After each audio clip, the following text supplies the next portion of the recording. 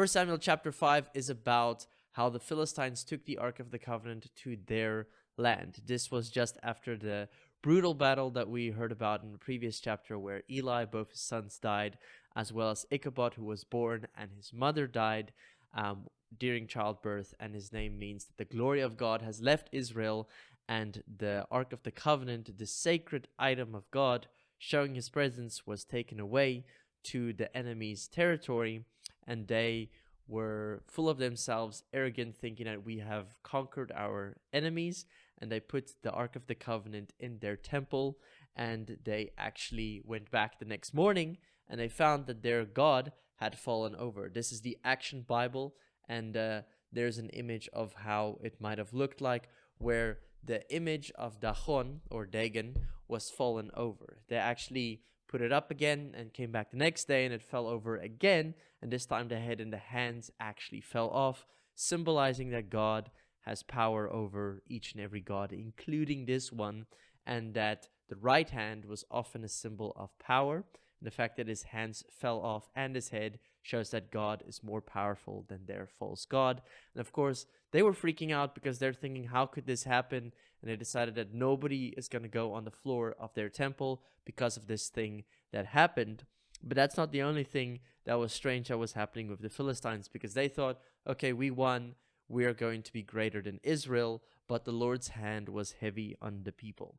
And he actually afflicted them with tumors and plagues and all kinds of great sicknesses that they ended up going into panic.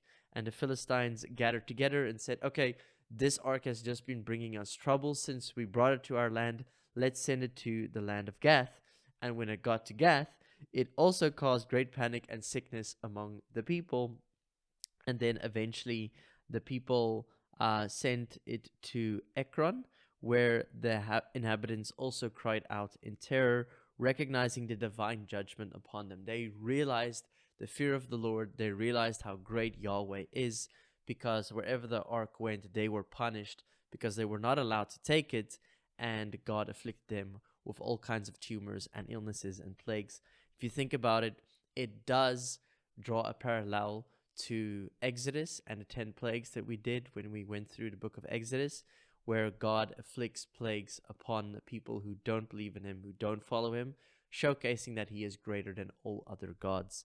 And this is another way of God showing that through chapter 5. And eventually the ark does get sent somewhere else.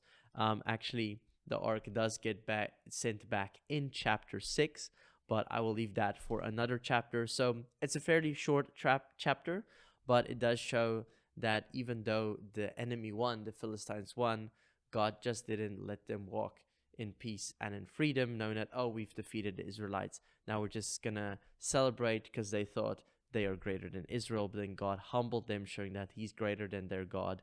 And I wonder if the people actually started believing in Yahweh, if they actually started thinking that this God is greater than our God. And in this picture, I realized that their God was like a fish, and they like wore fish stuff, which was likely something that they actually wore. I think that's pretty interesting. And also interesting to me is the fact that I might have mentioned in the previous chapter that God allowed them to take the Ark of the Covenant away, because according to the Bible, only the people of the tribe of Levi were allowed to touch the Ark, otherwise you would die. In fact, there's a story in 2 Samuel, I believe it's chapter 6 or something, where David takes the ark to Jerusalem, and they were celebrating, dancing, and making a joyful noise. And one person from the tribe of Judah tried to catch the ark because it was falling off of something, and the Lord struck him dead.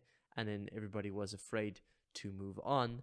And it's because only Levites were allowed to touch it. But here, the Philistines touched it, which is interesting because aren't the Levites the only ones allowed to touch the ark? It might have been an exception where God allowed them to carry the covenant away, to also symbolize how the glory of God had left Israel, how bad it was that he would even allow their enemies, the Philistines, to actually take away the ark. So that might be a reason why God allowed it to happen, but it was obviously not without consequences. There were a lot of consequences. The people were struck with plagues. And it's interesting because usually when we read about plagues or think about plagues, we just think about Exodus. but it happened here. It happened in the wilderness, I think in the book of Numbers, when the people disobeyed God. There were plagues, and there's also plagues mentioned in the book of Revelation. So it is something that is not just in the book of Exodus and usually a sign of God's judgment, not just on the fact that his glory left Israel, but also on this nation thinking that they're arrogant, they are above God's chosen people, the Israelites, and he humbled them, showing that he is still God above all other gods. That is chapter 5, and I will see you in chapter 6.